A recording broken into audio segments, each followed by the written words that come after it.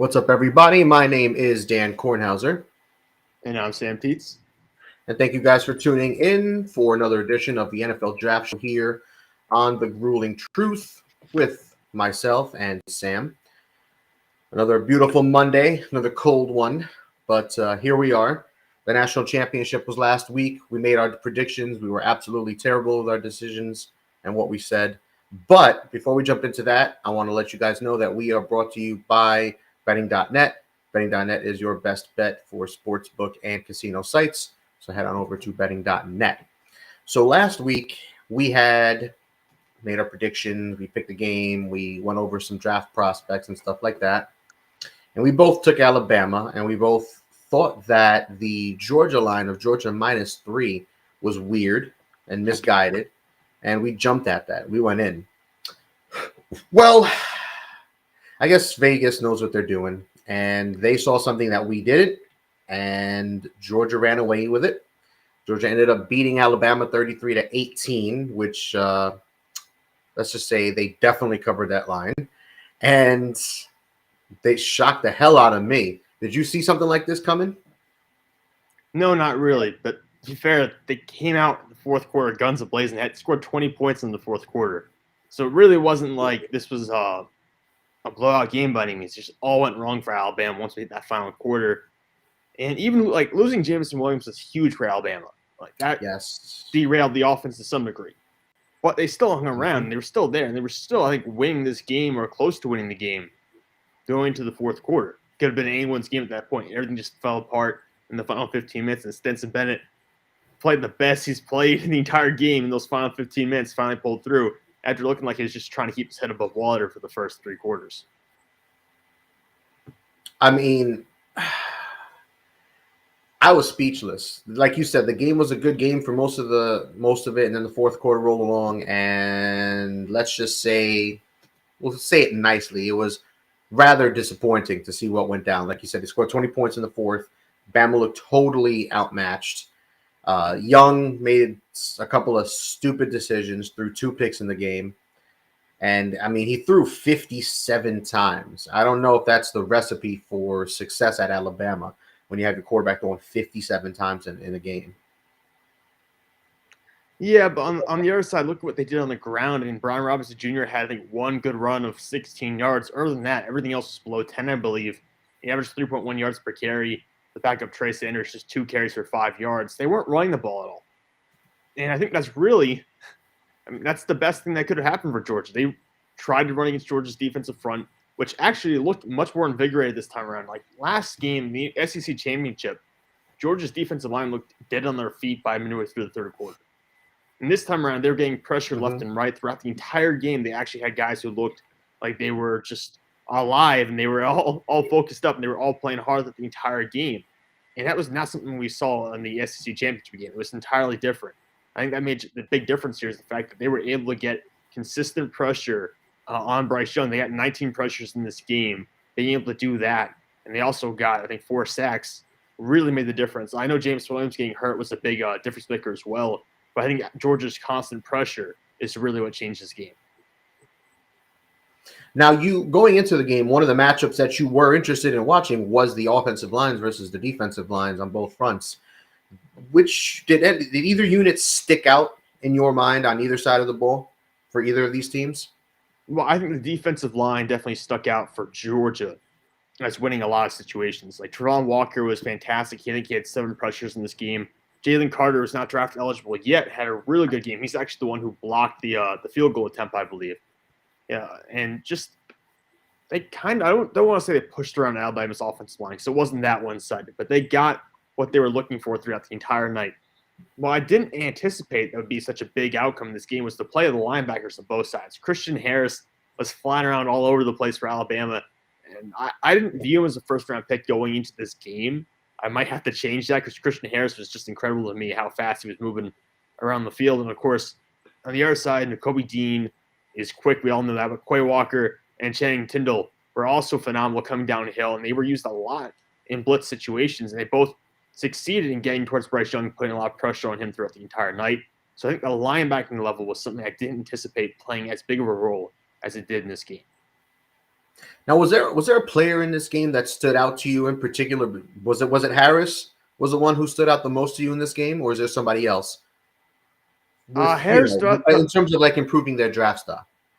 yeah, in my personal opinion, Harris on my board is probably going to move up the most from this game.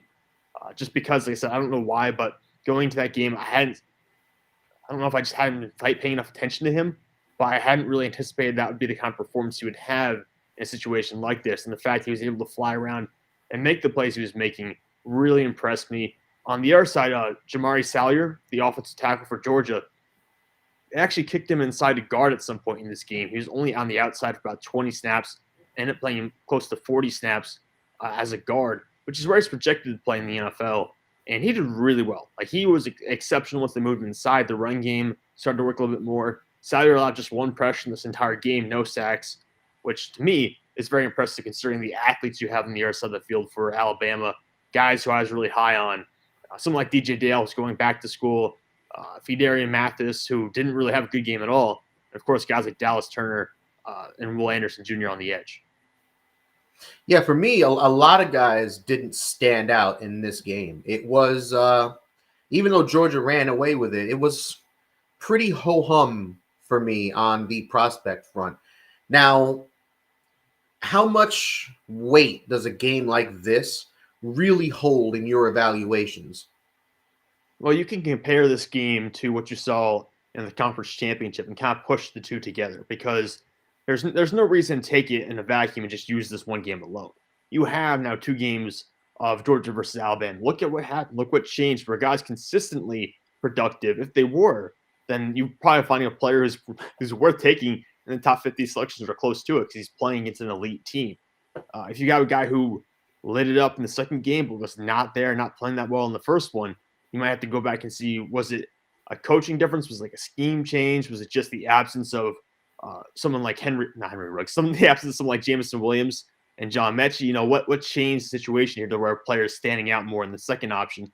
So it does carry some weight, but to me, I kind of like to break down the games. If you play like a small school, I'm not putting your performance in that game like that doesn't have a lot of weight to me. But Alabama, playing someone like Alabama, playing someone like Georgia, that's a top tier team. That is must-watch film for a prospect. So it does hold a lot of weight individually, but the championship itself to me does not hold more weight than, say, if it was a regular season game between Georgia and Bama. Now, before we continue, I do want to share a quick comment from one of our viewers. Joseph Michael is back. What up, Joe? He said he can't stick around tonight, just showed up to say, hooday. That is all. Carry on. Well, thanks, Joe. Be sure to tune into the Wednesday Pick'em Show with myself and my good pastor and Steve Risley. We do that every Wednesday. We'll definitely be going over the Bengals game and making our picks for the upcoming divisional playoff games in the NFL. We'll be on Wednesday at 8 o'clock. But I know Mike was pretty pleased by the Bengals winning. So, yeah, hooday indeed. But let's let's go back to the college rank. Let's go back to the NFL draft, and there'll be plenty of time to talk about NFL teams and such. But I'm going through my list here of players who have declared for the NFL draft, and as you know, and some of our viewers may not know, today was the deadline for underclassmen to file paperwork with the NFL to declare themselves eligible for the 2022 NFL Draft. That passed at 4 p.m. Eastern Standard Time today, Monday. And unofficially, we're looking at around 90 juniors and or redshirt sophomores, whatever, as long as they're 3 years out of high school. But we're looking at 90 or so underclassmen. That number could definitely go over 100 when it's all said and done. And underclassmen have a 72-hour window to withdraw their names from the draft should they have not signed on with an agent or anything like that. So of that list, I'm looking at, primarily with my eyes on the national championship game, I'm looking at players who've declared from both Alabama and from Georgia. From Alabama thus far, at least unofficially, the official list will come out this Friday, but we're looking at Slade Bolden, John Mechie, and Jamison Williams, their top 3 wide receivers this year, they all declared. As did Evan Neal, Christian Harris, who was like the last man, he declared as well. And Jalen Armour Davis. Oh, really? Jalen Armour Davis declared. There you go. I see his name on the list, so that's a nice surprise there. And I do know Christian Harris was like a last-minute entry. He literally declared this afternoon officially. But besides that, Georgia, Zamir White, running back, as well as George Pickens, wide receiver, Trevon Walker, defensive end, Nakobe Dean declared, and Lewis Sign, their star safety. Of those names, does anyone surprise you that they came out, or do you think this list is pretty much what you expected? We might see a few more. Well, I hope we see a few more come out, because that's a pretty thin list so far, considering the number of players we're saying who could be drafted from the championship game. But Jalen Armour Davis, I can pull his stuff up right now. He's someone who surprised me that he declared. He obviously missed the championship game because he was hurt. I really do view this guy as someone who's been underrated throughout this entire season so far. I think he's better than Josh Jobe this year. And Jobe was the one everyone was talking about at the beginning of the year. But Armour Davis came out. This is the first year he played significant snaps. And he made quite the impression. He allowed under 300 total yards in coverage this season. And I feel like he's kind of striking the iron ones hot right now, because his draft stock, he can come back next year and not hit the same level he's had this year. He did not allow touchdown coverage. He had 3 interceptions. And I think he wants to go in and try to roll with what he has right now, which to me is a smart move. I'm always down for guys in college after having a great year declaring and trying to make sure they capitalize on their draft stock being in its absolute peak. Now, there are a few names that didn't declare that we know are definitely going back, and it's some pretty big names on both sides. Yeah. I'm looking at Georgia primarily. Their edge rusher Nolan Smith.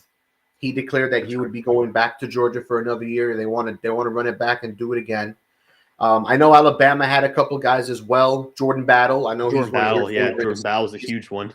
Yep, he's going back to Bama. He declared that he would not be entering the draft, as did linebacker To'o. The linebacker Henry To'o is going back. To'o, yep, linebacker for Alabama. He declared he would be going back to college as well. Maybe he's got a sour taste in his mouth that they didn't win this chip and they got smacked around on national television. But of this list, I'm looking at primarily Jamison Williams. And he tore his ACL, and it was ugly. You saw the replay. As soon as we saw the replay, saw the leg spasm, his calf spasm, you saw the way he just totally gave out and collapsed pretty much. And it's unfortunate, but that sort of stuff will happen. Now, I don't know if he had ACL surgery yet or if it's coming up soon or whatever, but I know it's been reported that doctors are confident that he will return back 100%, no issues with the speed that he had, nothing like that. So with Williams, he was the potential wide receiver 1 in this draft class, depending on how everything went leading up to the draft. Where does an injury like this leave him? Does he drop out of the first? Do you drop him on your board significantly? Are you not at all concerned? Where do you lean with something like this with a guy like this? Well, I think he has to fall on the board because of the timing of the injury happening. Same thing, kind of similar with John Mechie. Like, the injury happens at the very end of the year. Think about the rehab. If it goes well, you could be back in time for the preseason. If it doesn't go extremely fast, you could be cutting into the regular season. At that point, you don't really know what you're going to get from a guy, because you're going to go into the regular season with a dude who has not had the offseason. He has not had like the introduction to your team really in terms of getting the reps. He doesn't have the preseason. You're just throwing a guy out there on the field hoping that he'll swim and not sink. And that's kind of tough. So I think Jamison Williams, to me, is still a first-round pick. That's still a no-brainer first-round pick for me compared to the other guys in this draft process. I would absolutely take him ahead of someone like Chris Olave or Garrett Wilson still, but Ohio State fans probably won't like to hear. But I think he could fall at this point. Probably the lowest he would go be mid-20s, I would say, because speed kills. And if he's going to get back and still be as fast as he was in college, teams will still cover that, and he'll still end up being a first-rounder. So if you're a general manager and you're sitting in the mid-teens, late teens, and you need a wide receiver, this guy's sitting on the board. What matters most to you? Is it the fact that you got to deal with this guy rehabbing an ACL that he suffered at the end of January, middle of January, or do you hold the body of work higher than you do the current situation and the current injury and the current speed bump, if you will? No, I would hold the body of work higher. Even in the game, he didn't play very much, but he had like 56 receiving yards going down towards the beginning of the second quarter.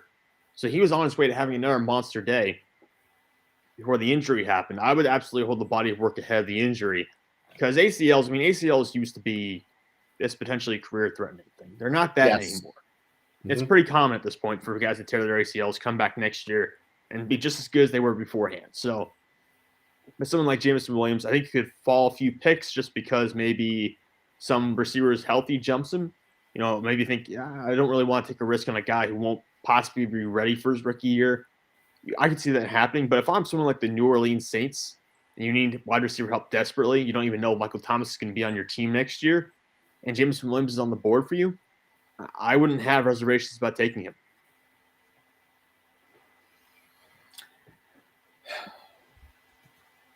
I have another question, but before I ask that question, I want to remind everyone that we are brought to you by betting.net. And betting.net is your best bet for finding the online casino or sportsbook that's right for you. So head on over to betting.net. Now, a lot more questions are swimming in my head right now, but one guy that I wanted to talk about tonight was Jordan Davis. Okay. We had talked about him going into the game, and it wasn't favorable, although we both agreed that he's a first-round pick, yeah? Yeah. But we both see him as more as like a two-down kind of guy, hasn't lived up to his athletic profile, not quite right, but still valuable. What I saw in that game from him pretty much solidified that thinking.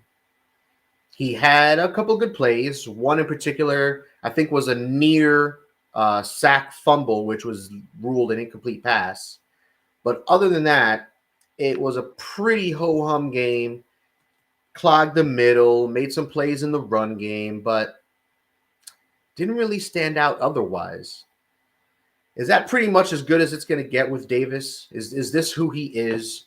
Or do you think he's got a ceiling at the next level to grow beyond what we've seen thus far and make him potentially more of a 3-down player instead of a 2-down guy? No, I think this is it. I mean, you're right. He had a couple of big plays in the game. He had one instance where he explodes through a gap and tackles the running back in the backfield for a loss. And he can do that. He can have the short area explosiveness, which is probably his elite trait, I would say, for someone his size. Outside of just the size itself, he's got very good explosiveness. And like you want to talk about 5 yards, he can close very quickly. The issue is he's not going to be a pursuit style guy who's going to run you down from 10 or 11 yards behind. I saw Cameron Hayward chasing players the other night for Pittsburgh, 15, 16 yards downfield and making tackles. You're not going to get that from Jordan Davis, most likely. And he's not going to be like a Vita Vea. Vita Vea is so special and unique in terms of his athleticism and in terms of his ability to be an elite nose tackle you can leave out there for more often. Even someone like I go back to someone like a Dontari Poe for Kansas City who tested really well and really raised his draft stock around times like the combine. You're not going to get that from Jordan Davis. The short area explosiveness, yes, that's a unique trait for him that's an elite level. His size is elite. But as a first-round pick, he's a first-round pick based purely on talent for his position. If we're talking about positional value and taking that into account, he's probably not worth a first-round pick, unless you're maybe like the Los Angeles Chargers and you have no interior defensive line. You got Joey Bosa doing all the work for you on the edge. Maybe it's worthwhile for a team like that. But other than Los Angeles, there's really not many teams I look at and say, you know what you need? You need a nose tackle. That'll make you a Super Bowl contender, a nose tackle. It's just not – it's not a position that really makes a significant difference in terms of putting you in a position to succeed more than you were last year. A cornerback for most teams. Most teams in the NFL need corners. That's more important. An edge rusher, something like that. A left tackle. A quarterback if you're Pittsburgh or something like that really is a difference maker. And for Jordan Davis, a guy who played under 400 snaps this year, I just don't see a path for him to be more than that in the NFL.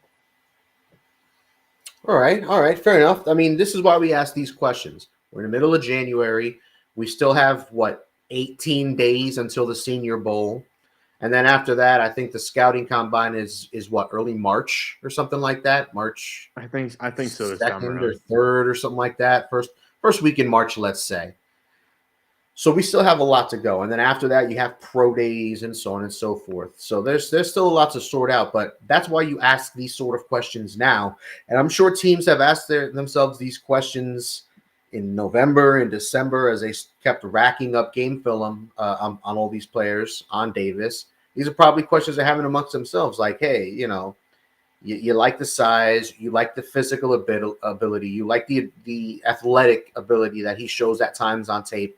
But like I asked you, is this as good as it gets? Are we going to buy this guy and give him a 5-year deal, 4-year deal with an option and just get disgusted because he gets 6 sacks in 3 seasons and isn't quite the difference maker you're looking for?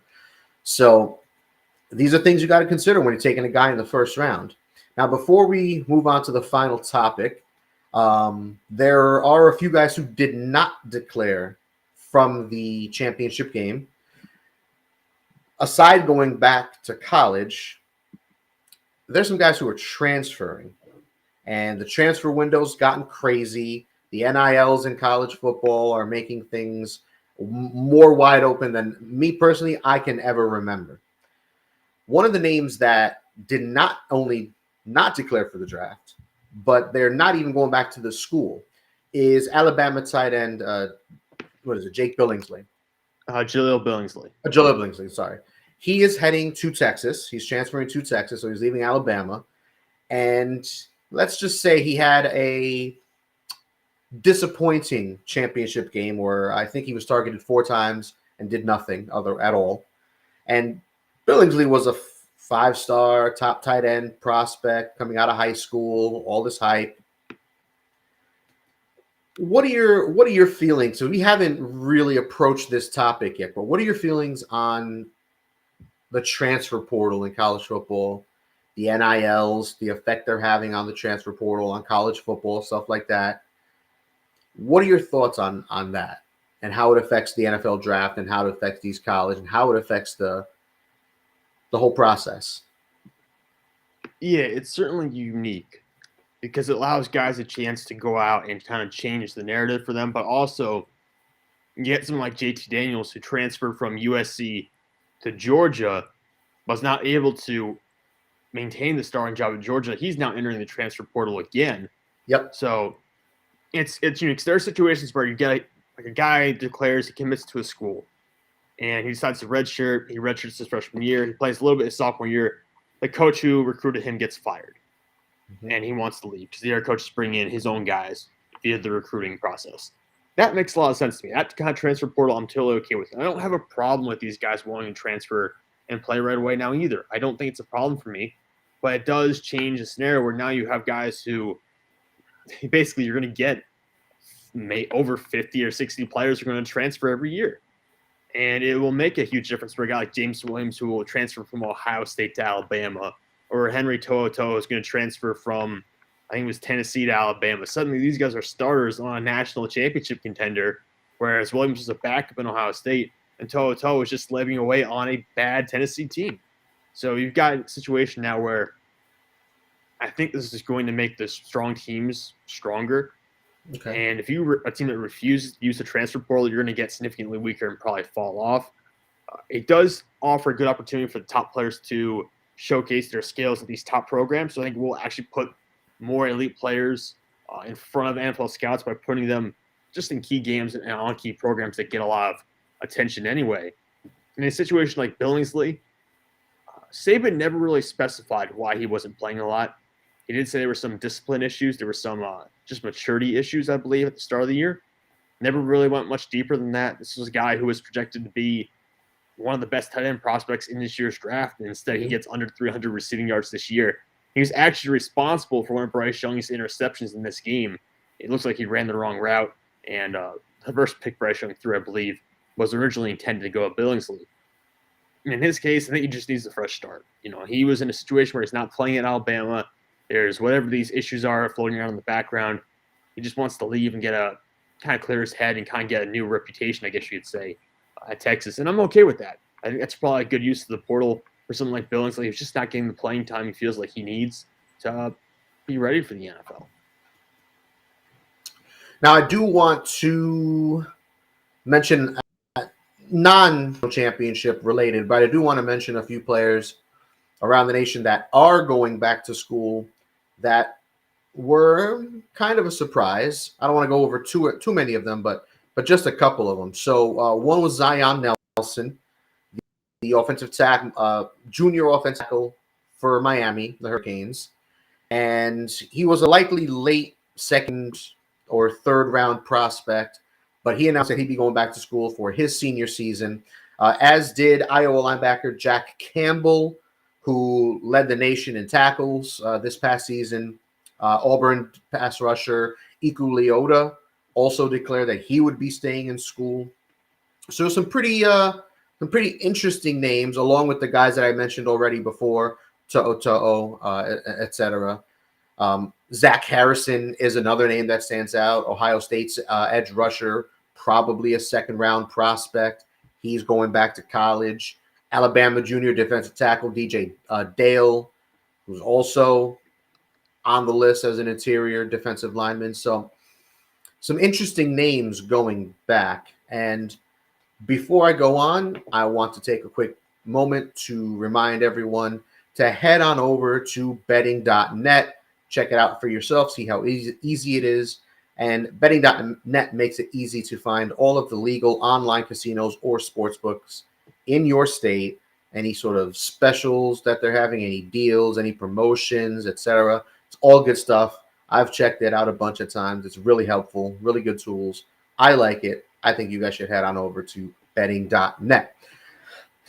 Now, we're approaching the 28-minute mark in this week's podcast, and we're going to wrap it up fairly quickly. But I did post my first mock draft of the season. It is on thegruelingtruth.com, and it was posted, I want to say Saturday morning. I want to say it was posted Saturday morning before all the weekend's games and whatnot. And I did the first round, all 32 picks, no trades, so everyone stayed where they are.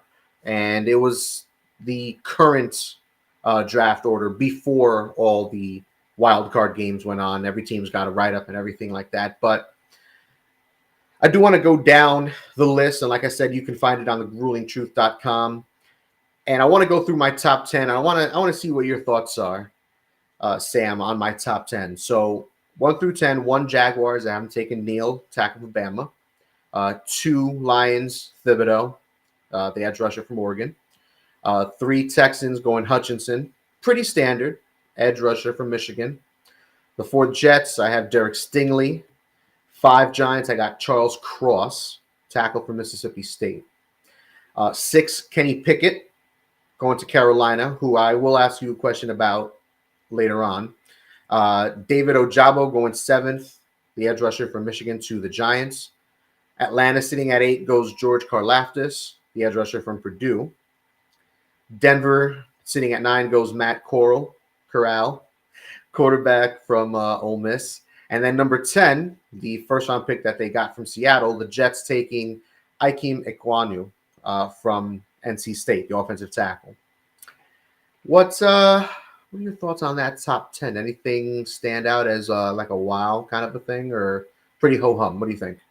I think the Ojabo pick to the Giants at 7 is a little bit wow for me, because I'm cooling off on Ojabo a little bit. I'll admit that. The last 2 games he had, especially in the college football playoff, just really didn't do a lot for me. He didn't not even like just for me personally, just statistically, did not show up really in those games. So I'm cooling on Ojabo as a top 10 kind of guy. I recognize he's still newer to the sport, though. So you want to talk about someone who has a ceiling, like an undiscovered ceiling who's going to get a lot of work and really probably progress a lot in the next 2 or 3 years. He's probably one of those guys who will get the most growth in that time. But Ojabo was a little bit of a wow factor for me. And one other thing I wanted to bring up: do you feel that Evan Neal is a good enough prospect to take with the first overall pick? I don't. Okay. I don't think he's like a Jake Long type or something like that. Potential multiple Pro Bowler is going to lock it up for 12 years at left tackle. But I think the fact that Jacksonville already has young pass rushers, they may not want to give up on Chazon yet. Josh Allen, as we know, is a beast.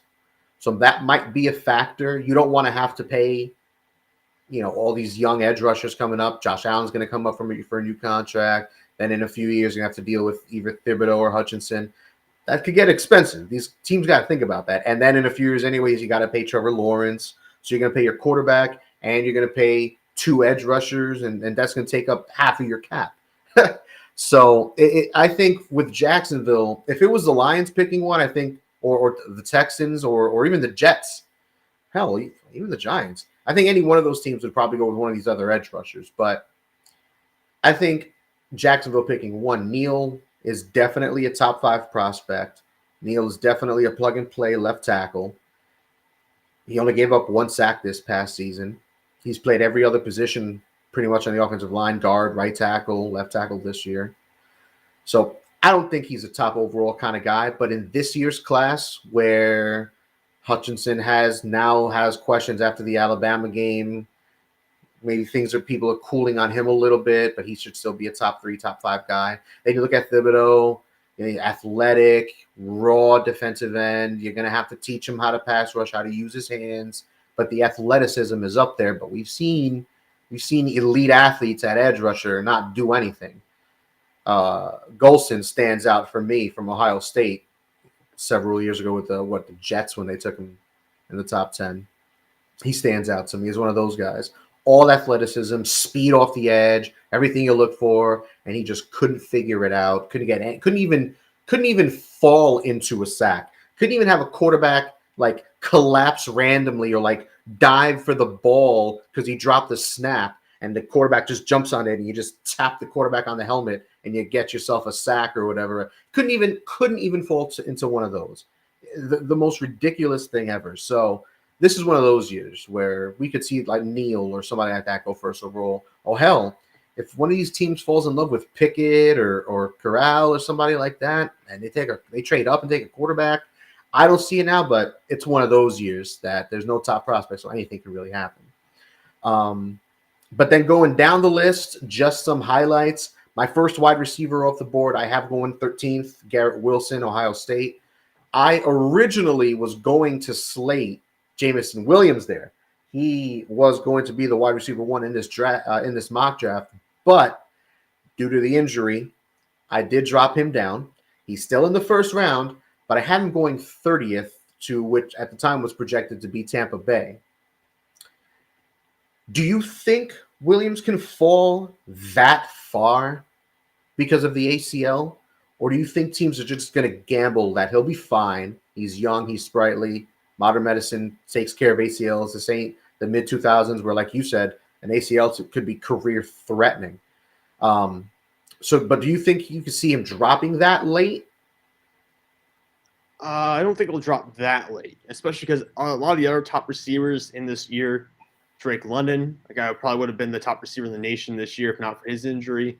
John Mechie, a lot of other guys are hurt as well. So that kind of helps out in some way because those 3 guys kind of even themselves out. I think Jamison Williams is probably going to be taking the late teens to mid-20s. That's probably the range for him because I view him as being a better prospect than something like a Jahan Dotson or a Treylon Burks. So I think we put him probably mid-20s, maybe late teens if you're feeling adventurous. But I don't think we'll get into the 30s. If you're feeling squirrely. Hey, if you're feeling like taking a shot, you never know, man. These teams do some crazy things. There's going to be someone taking the first round this year that we're just not going to see coming. Look, I'm always down for shots, okay? Shooters shoot. All right. So you got to take those shots when you got them. But I just wanted to throw that out there because it's going to be interesting to see how things play out. And this is going to be a weird draft, man. I feel like this is going to be one of those weird classes because we don't have a top prospect. We don't have a quarterback who stands out. We don't have a receiver who's going to go in the top 5, top 10 guaranteed. You're looking at that guy like, oh yeah, that's a Jamar Chase. That's, whoever. You're not looking at anyone right now at the receiver position. And then I got a guy like Kyle Hamilton. I have him going 11th to Washington. The way the board fell, they probably would want to go with a quarterback. But do you think Kyle Hamilton, who, a lot of people consider him a top 5, maybe even top 3 player in this entire class. Do you think it's possible that a potential top 3, top 5 overall player in a class could drop out of the top 10? Yeah, I think so because of the positional value factor and all that kind of stuff. I don't know if he'll fall lower than 12. I think 12 is probably the floor. Anything below that would be insane, like insane value for someone like his talent and his ability to cover. I just want to see where Isaiah Simmons went when he got picked. I think he was a top 10 pick when he went to Arizona. I think Simmons went 8th overall. That's probably right around where Kyle Hamilton would go in that area, just because, like I said, positional value. But also, he's just such a freak athlete that he can do almost anything you ask for him, play in the box as like a linebacker, play in the slot as like a slot corner, play deep safety. I think he can do all of that. So Atlanta would probably be the last team available that could take someone like him. So somewhere in that 8 to 12 range is probably the lowest he'll fall. All right. There's a lot going on in my mock. It's I like it. I like it a lot. There's some spots where I had trouble. Like I had trouble with the Ravens pick. I had trouble where to slot to Marvin Leal. I had issues with certain receivers going too high or too low. And then one last one I want to mention before we wrap things up is I had the Cowboys taking Bernard Raymond, the offensive lineman from Central Michigan. And I know you had mentioned him a few weeks ago as someone that you liked and he was moving up your board and whatnot. How would you feel about a fit like that for Dallas to pick in the early 20s, knowing that they have Tyron Smith and Lael Collins, etc.? How do you feel about taking a guy like Raymond to maybe start at guard and replace Connor Williams? Connor Williams. Yeah, it'd be interesting I think getting Connor Williams out of the starting lineup might be something they're definitely considering after this past weekend, considering I think he got 2 or 3 penalties called on him. Ugly. That whole team was a mess. Ugly. So ugly. Yeah, not good. I don't know for Raymond if I really want him playing guard. I think there's a lot more value playing him as a tackle, although we've seen guys like Laramie Tunsil in the past start his career as a guard and then move out to tackle eventually. My concern with Raymond is that he's never played guard before, really. He came to Central Michigan as a tight end and moved to tackle in 2020. So I would be a little concerned that he doesn't really have the experience to play guard. I know it's probably easier to play guard than tackle, but I don't know. They got Lael Collins. They've got Tyron Smith. If this is your like long-term play to eventually replace Tyron Smith because he deals with a lot of injuries, then I can understand that. But you're probably not drafting him to be a pure guard, really. All right, and I got 2 more questions before we wrap things up here. I just want to remind you guys to head over to betting.net. I think we did that one already, but I'm going to do this one. Betting.net finds the best promotions, offers, and bonus codes, so you don't have to. So head on over to their website, betting.net, now to take advantage of things like free bets and matching deposits. So my final 2 questions. One of my buddies is a Giants fan, and I had him take a look at my mock and let me know what he thought. I have the Giants taking Charles Cross 5th overall. And in my write-up, I said, beefing up the offensive line is a top priority. And even though Cross needs to add strength to the next level, he's a good pass blocker, and he would shore up 2 spots by sliding at left tackle, allowing Andrew Thomas to move to right tackle. My buddy Bob told me that he hates that. He thinks Andrew Thomas would stay at left tackle and Cross would move to right tackle. My argument was that Cross has never played a single down anywhere but left tackle. Do you think Cross, in a situation like that where the team already potentially has a left tackle, do you think Cross can indeed shift over to right tackle? Or do you see him purely as a left tackle? Well, it's going to come down to a situation where some of these guys make the transition easier than others. Penny Sewell tried transitioning to right tackle earlier this year in his rookie season. It was ugly. It was awful. And then he played left tackle until Decker got hurt, and it was great and phenomenal. And it's just a kind of a back and forth situation where there are some guys who are just better at making that move than others. And for Andrew Thomas, he's played almost purely at left tackle since entering the NFL.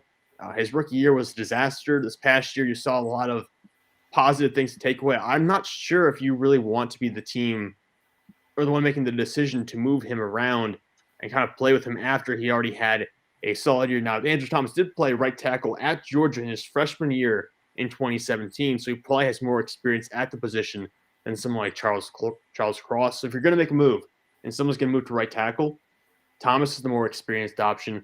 Cross played, I think, like 719 pass blocking snaps this year, all at left tackle. So if you're going to make the move and just look at based on experience and who'd be more comfortable with the transition, it would probably be Andrew Thomas. And final question before we wrap things up, Kenny Pickett.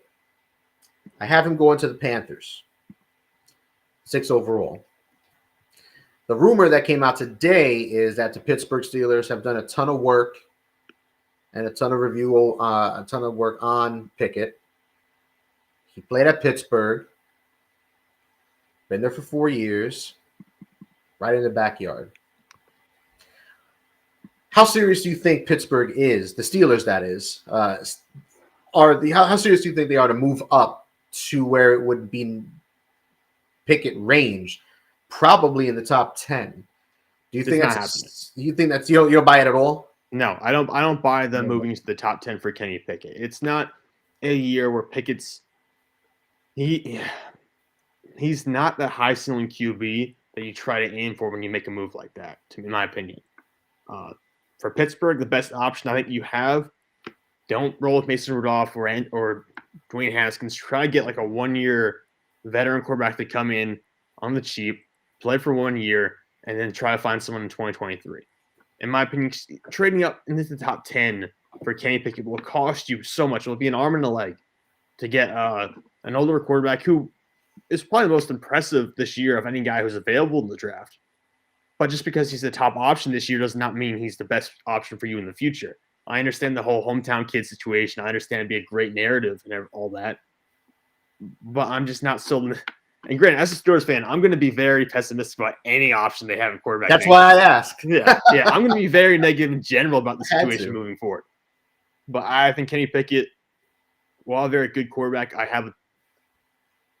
don't know. 1 year at Pittsburgh where he was phenomenal, and the years before that didn't really stand out whatsoever. Like, was not a guy who was going to get drafted based on what he did in 2020 or based on what he did in 2019. So that does make me worry a little bit. How much of what you just said is your analysis, and how much of it is your utter disgust as a Steelers fan if they were to trade up into the top 10 or 12? Be honest here. What's the ratio on what you just said? It's probably 60% utter disgust, the fact that you would have to trade up and give so many assets out to try and move up into the top 10.